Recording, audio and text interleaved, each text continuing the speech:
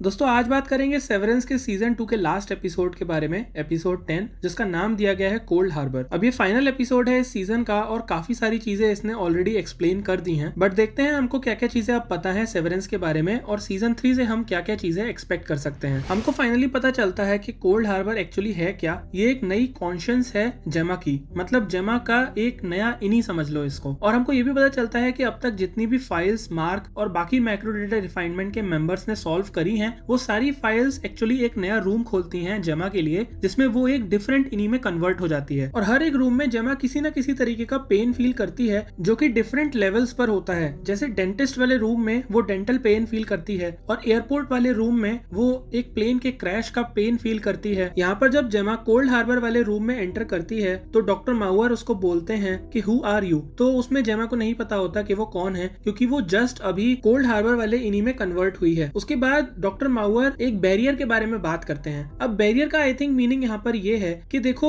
जेमा को अलग अलग रूम्स में ले जाया जाता है जहाँ पर उसको different kind of pain feel होता है, लेकिन अगर किसी एक रूम का पेन एक्सट्रीम है तो वो बैरियर को क्रॉस कर सकता है, मतलब एक इनी से दूसरे इनी में जा सकता है। तो इसी चीज को डॉक्टर माउअर बोलते हैं कि बैरियर इज होल्डिंग अप, क्योंकि जेमा का जो पेन है बाकी रूम्स का, वो कोल्ड हार्बर वाले इनी को नहीं पता है अभी तक। जैसे जेमा की लाइफ का जो बिगेस्ट पेन था वो था losing her own child, but cold Harbor वाले रूम में उससे एक बेबी का क्रेडल अनस्क्रू कराने के लिए बोला गया है और जेमा को अभी तक ये चीज याद नहीं आई है कि उसने खुद एक चाइल्ड को लूज किया है। इसका मतलब ये है कि बैरियर बहुत अच्छी तरीके से वर्क कर रहा है और ये इस चीज का भी प्रूफ है कि सेवरेंस का जो मेथड है वो बिल्कुल फॉल्ट प्रूफ है। इसीलिए यहाँ पर 25 रूम्स हैं जिसमें वेरिंग लेवल ऑफ ट्रॉमा और दर्द महसूस करता है वहाँ का इनी, और फिर ये देखा जाता है कि जो बैरियर है सेवरेंस का वो उस चीज को होल्ड कर पा रहा है या नहीं। जिसका मतलब कि दूसरे इनी को क्या ये महसूस हो रहा है कि उसके पीछे वाले इनी के ऊपर कितना पेन इन्फ्लिक्ट किया गया था। और इस चीज का जो एंड गोल है वो है कि हम ह्यूमंस का सारा पेन ही खत्म कर दें, जो कि ड्रमंड भी बोलता है।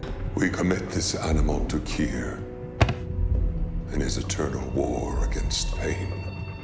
मिस कोबेल मार्क को बताती हैं कि वो मैक्रो डेटा रिफाइनमेंट में जिस नंबर के साथ खेलता है वो एक्चुअली बिल्डिंग ब्लॉक्स हैं जेमा के, और जेमा जो इमोशंस को फील करती है जैसे वो, फ्रॉलिक, ड्रेड और मेलिस, ये 4 कोर इमोशंस हैं ल्यूमन के। और मार्क को भी सारे नंबर्स को इन्हीं चीज में सेपरेट करना होता है। कियर का ये मानना था कि जो ह्यूमन सोल है वो एक particular ratio of these 4 temper से ही कंपोज्ड है। अब अगर जेमा यहाँ पर इसको सक्सेसफुली अनस्क्रू कर देगी विदाउट रिमेम्बरिंग कि उसने खुद एक चाइल्ड को किया था, इसका मतलब सेवरेंस का बैरियर बहुत अच्छे से काम कर रहा है और उसके बाद मार्क और जेमा दोनों की कोई भी नीड नहीं रह जाएगी ल्यूमन को। इसी वजह से मिस कोबेल बोलते हैं कि अगर उसने कोल्ड हार्बर वाली फाइल को कंप्लीट कर दिया होगा तो जेमा इज ऑलरेडी डेड। अब यहाँ पर डेथ का मतलब ऑफ कोर्स ये है कि उनके जो इनीज होंगे उनको रिमूव कर दिया जाएगा। बट हमको अभी तक ये चीज नहीं पता है कि जो मैक्रो डेटा रिफाइनमेंट के अंदर जो भी एम्प्लॉइज हैं वो इन बिल्डिंग ब्लॉक्स को फील कैसे कर पाते हैं, अगर हर एक बिल्डिंग ब्लॉक एक इमोशन को बताता है तो। कोल्ड हार्बर में जाने के लिए जेमा जो कोट पहनती है वो वही कोट है जो जेमा उस दिन पहनी थी जिस दिन उसकी सपोजिटली एक कार क्रैश में डेथ हो गई थी। बट अभी तक वो जो भी ड्रेसेस पहनती थी वो कुछ 60s के टाइम की ड्रेसेस लगती थी। आई थिंक ऐसा इसलिए है कि जेम ईगन उसी टाइम पर बड़े हुए होंगे तो वो प्रेफर करते हैं कि जेमा उन्हीं ड्रेसेस को पहने। इस एपिसोड के एंड में मार्क डिसाइड करता है कि वो जेमा के साथ नहीं जाएगा बल्कि वापस चला जाता है हेली के साथ। बट मुझे ये नहीं समझ आया कि वो लोग भाग कर रहे हैं, क्योंकि वो लोग इन्हीं तभी तक हैं जब तक वो सेवर्ड फ्लोर पर हैं और अभी कुछ ही टाइम में उनको ऑफकोर्स पकड़ ही लिया जाएगा। अब आई थिंक मार्क ने ऐसा डिसीजन इसीलिए लिया क्योंकि अभी वो एक इनी की फॉर्म में है और वो हेली आर से ही प्यार करता है, और वो क्यों ही माने आउटी मार्क की बातें। I mentioned reintegration. He basically called bullshit.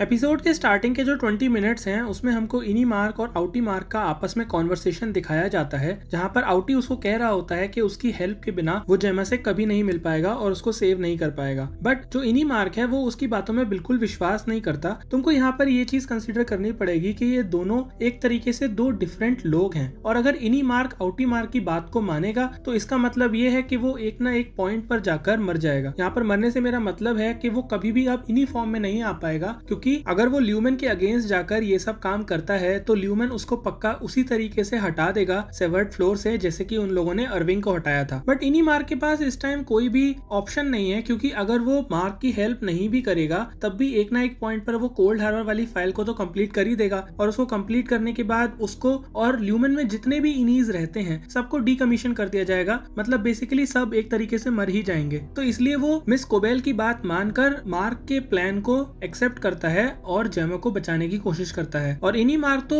Reintegration में भी बिल्कुल विश्वास नहीं रखता, क्योंकि उसके हिसाब से ऐसा कुछ भी एग्जिस्ट नहीं करता है। You know what I think? I think the second you get your wife back, you forget I ever existed. जबकि आउटी मार्क के पर्सपेक्टिव से देखो तो ये रीइंटीग्रेशन का प्रोसेस भी तो कितना पेनफुल है। तो इनी मार्क इस चीज में डाउट करने के लिए बिल्कुल सही है कि सही में आउटी मार्क रीइंटीग्रेशन परफॉर्म करेगा या नहीं करेगा। सीजन 1 में हमको एक और आदमी मिला था जिसने रीइंटीग्रेशन परफॉर्म किया था और एट द एंड उसकी डेथ हो गई थी। और अभी तो ये चीज भी क्लियर नहीं है कि अगर रीइंटीग्रेट मार्क करता भी है तो वो किस तरीके से फंक्शन करेंगे, क्योंकि उसका एक छोटा पार्ट ऑफ द मेमोरी इनी मार्क की है लेकिन मेजर पार्ट आउटी मार्क का है, जो कि आई थिंक ओवर पावर कर जाएगा इनी मार्क पे। तो इसलिए इनी मार्क बहुत ज्यादा स्केप्टिकल रहता है स्टार्टिंग में कि वो मार्क का बात माने या फिर ना माने। जब मार्क सेवर्ड फ्लोर पर अराइव करता है तो उसको एक नई पेंटिंग के साथ ग्रीट किया जाता है। इस पेंटिंग का नाम होता है the exalted victory of cold Harbor. हेली आर भी वहां पर होती है मार्क के साथ, जो कि विटनेस रहेगी इस मॉन्यूमेंटस अचीवमेंट के लिए अकॉर्डिंग टू ल्यूमन। और वहां पर हमको कियर ईगन का एक मैनिकिन भी दिखाया जाता है। यहाँ पर मार्क और हेली आपस में बात करते हैं कि कैसे अगर इनी मार्क जेमा को सेव करता है तो वही उसके पास एक ऑप्शन है जिसकी वजह से वो शायद अपनी मेमोरीज को रिटेन कर पाएगा। बट मार्क क्वेश्चन करता है कि उसको सिर्फ अपनी मेमोरीज को रिटेन नहीं करना, उसको हेली के साथ रहना है। इसके बाद हेली बोलती है कि ये आई थिंक पॉसिबल नहीं होगा, क्योंकि ऑफ कोर्स वो हेलेना ईगन है और वो तो ऐसा बिल्कुल नहीं चाहेगी कि वो इंटीग्रेट करे। यहाँ पर हेली एक बहुत इंपॉर्टेंट चीज बोलती है, और देखो कैसे ये सीजन 1 से बहुत ज्यादा रिलेट करती है जब वो सेम चीज बोलती है जब मार्क उससे क्वेश्चन करता है। I don't know, Delaware. यहाँ पर मार्क और हेली इक्वेटर की बात करते हैं और बाद में जब मार्क हेली को छोड़कर जा रहा होता है तब उसको ये भी बोलता है कि I will meet you at the equator. तो इक्वेटर यहाँ पे आई थिंक सेवर्ड फ्लोर को रिप्रेजेंट करता है कि कैसे वो आउटर वर्ल्ड को और नीचे जो टेस्ट सब्जेक्ट वाला वर्ल्ड है उसको सेपरेट कर रहा है। और जब वो उससे वापस आके मिलती है तब वो इसी पॉइंट पर होता है जहाँ पर वो समझ नहीं पा रहा होता है कि वो जेमा के साथ जाए या फिर हेली के साथ रहे। यहीं पर मार्क एक डिसीजन लेता है कि वो अपने फाइनल मोमेंट्स हेली के साथ बिताना चाहता है, क्योंकि उसके पर्सपेक्टिव से तुम ये चीज सोचो, अगर वो रीइंटीग्रेट कर भी ले तब भी वो हेली के साथ तो नहीं रह पाएगा। और अगर अभी यहाँ पर उसको डीकमीशन कर दिया गया, बेसिकली रिमूव कर दिया गया सेवर्ड फ्लोर से, तब तो उसको जेमा के साथ रहना ही है। तो इसलिए वो आई थिंक हेली के साथ भागने का प्लान करता है और वो ये सारी चीजें ऑन द स्पॉट सोचता है, क्योंकि आई थिंक ये पूरा 1 मिनट का सीक्वेंस है जहाँ पे वो ये सोच रहा है। जब मार्क हेली के साथ भाग रहा होता है तब अगर तुमने बहुत ज्यादा ध्यान दिया हो तो जो सीन है वो डिजिटल से फिल्म पे शिफ्ट हो जाता है। इसका कहने का क्या मतलब है, बेसिकली फिल्म कैमरास डिफरेंट होते हैं डिजिटल कैमरास से। तो अगर तुमको याद हो जिसमें मार्क और जेमा की ओरिजिन स्टोरी दिखाई गई थी, तो वहां पर जो फ्लैशबैक वाले सीन्स थे वो फिल्म पर शॉट थे, लेकिन ल्यूमन वाले सीन्स डिजिटली शॉट थे। तो यहाँ पर थोड़ा सा डिफरेंस है। अब यहाँ पर एक बहुत इंटरेस्टिंग सी चीज आती है, क्योंकि जेम ईगन आके हमको बताता है कि कैसे वो इनी हेली को ज्यादा प्यार करता है आउटी हेली से, क्योंकि उसको लगता है कि जो कियर के कोर प्रिंसिपल्स हैं वो इनी हेली में ज्यादा हैं, जो कियर की फायर है वो इनी हेली में ज्यादा है और आउटी में नहीं है। तो आई थिंक ऐसा हो सकता है फ्यूचर में कि वो आउटी हेली को पूरी तरीके से शट डाउन ही कर दे और सिर्फ इनी हेली जिंदा रहे। और अगर ऐसा हुआ तो ये बहुत इंटरेस्टिंग चीज हो जाएगी इनी मार्क के लिए, क्योंकि वो दोनों फिर साथ रह सकते हैं अंडर ल्यूमन। बट फिर बहुत इंटरेस्टिंग सिनेरियो बन जाएगा जेमा के लिए, जो कि अभी अभी एस्केप करी है। तो कहीं ऐसा ना हो कि सीजन 3 पूरा इस बारे में हो जाए कि जेमा इनी मार्क को आउटी मार्क बनाने की कोशिश कर रही है। जब ये लोग कोल्ड हार्बर की फाइल को कंप्लीट कर लेते हैं और बहुत सारे लोग आते हैं एक दूसरे डिपार्टमेंट से और वहां आकर गाने प्ले करने लगते हैं, तो उनके जो भी इंस्ट्रूमेंट्स हैं वो 3D प्रिंटेड हैं, जो आई थिंक OND डिपार्टमेंट ने ही किए होंगे। और अगर तुम नोटिस करो इंट्रो में, तो जो कप के अंदर से 3D प्रिंटेड ऑब्जेक्ट्स बाहर निकल रहे हैं वो एक्चुअली यही ट्रम्पेट्स हैं। पूरे सीजन 1 में हमको बहुत बार ये चीज रिमाइंड होती है कि यहाँ पर गोट्स आखिर कर क्या रही हैं। आई थिंक इस एपिसोड में एक ज्यादा क्लैरिटी हमको मिलती है कि गोट्स किस लिए यहाँ पर हैं। ये गोट्स एक्चुअली एक तरीके से सेक्रीफाइस का काम करती हैं जब भी ये लोग कोई नया चीज करने के लिए जाते हैं। जैसे कोल्ड हार्बर कंप्लीट हुई तो वहां से एक नई गोट लेकर आई गई, इसका सेक्रीफाइस अभी करना है। वहां पर लॉर्न एक सवाल पूछती है कि अभी कितनी और गोट्स का सेक्रीफाइस होगा, जो आई थिंक इस तरफ हिंट करता है कि और भी बहुत सारी गोट्स का सेक्रीफाइस पास्ट में हो चुका है। और ड्रमंड हमको एक सीक्रेट रूम भी बताता है जो जस्ट एक्सपोर्ट हॉलवे के गेट के बाहर है। अब मेरी मानो तो आई थिंक बहुत सारे सीक्रेट रूम्स हो सकते हैं पूरे इस फ्लोर पर, बट हमको मालूम ही नहीं है उनके बारे में। मैंने अपनी पिछली वीडियोस में भी बताया है कि कैसे मेरे हिसाब से मार्क मिस कोबेल का बेटा हो सकता है, क्योंकि यहाँ पर जेम ईगन भी कंफर्म करते हैं कि I have sired many children in the dark, जिसका मतलब यही है कि उनके बहुत सारे बास्टर्ड चिल्ड्रन रहे होंगे जिन्होंने बर्थिंग कॉटेजेस में जन्म लिया होगा। और कैसे मिस कोबेल को बर्थिंग कॉटेजेस की पूरी वर्किंग के बारे में ऑलरेडी मालूम है, तो ऐसा हो सकता है कि पास्ट में उसको भी वहीं पर लेके गया हो और उसने एक बेटे को जन्म दिया हो। और इस सीन में देखो कैसे वो एक चीज बोलती है, I care for you.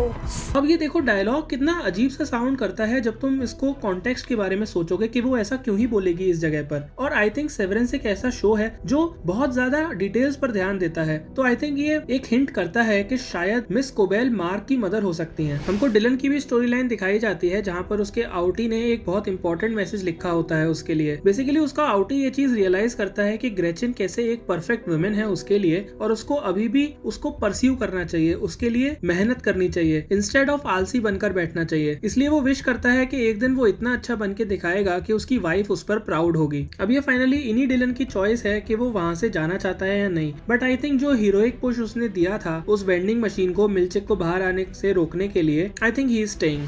और मुझे तो सबसे ज्यादा मजा आया इन दोनों की फाइट देखकर, जो मुझको गेम ऑफ थ्रोन्स की फाइट का याद दिलाती है, जिसमें ब्रियन ऑफ टार्थ हाउंड के साथ लड़ रही होती है। कैसे देखो ड्रमंड बिल्कुल हाउंड की तरह लगता है यहाँ पर, और वो बिल्कुल ब्रियन ऑफ टार्थ की तरह दिख रही है। और ये जो अमेजिंग सी पेंटिंग है जो हमको दिखाई गई है मूवी में, वो देखो कितनी ज्यादा डिटेल्ड है। उसमें वोज हॉलो दिखाया गया है और उसके ऊपर जितने भी ईगन लीडर्स हैं वो लोग खड़े हुए हैं, और नीचे मार्क दिखाया गया है जिसने कोल्ड हार्बर को कंप्लीट कर लिया है, और उसके आसपास उसके कलीग्स भी दिखाए गए हैं। अगर तुम ध्यान दो तो उसके कलीग्स के जो रिप्लेसमेंट लाए गए थे वो भी यहाँ पर हैं। बाकी मिस हुआंग भी यहाँ पर है, मिल्चिक भी यहाँ पर है, और उसकी सिस्टर और उसकी सिस्टर का हस्बैंड वो भी यहाँ पर है। इवन बाकी के डिपार्टमेंट के कुछ लोग भी यहाँ पर हैं। तो ये था लास्ट एपिसोड का पूरा ब्रेकडाउन और जो भी चीजें अभी हमको पता है। आई थिंक इसका सीजन 3 बिल्कुल आएगा और देखते हैं उसमें हमको क्या क्या नई चीजें पता चलती हैं। अगर तुमको ये वीडियो अच्छा लगा हो तो इस वीडियो को लाइक करो और नीचे कमेंट करके बताओ। बाकी तुमको किस टाइप की वीडियोस चाहिए और वो भी मेरे को बताओ ताकि मैं उन टॉपिक्स पर वीडियो बना सकूं। और बाकी फिर मिलते हैं अगली वीडियो में।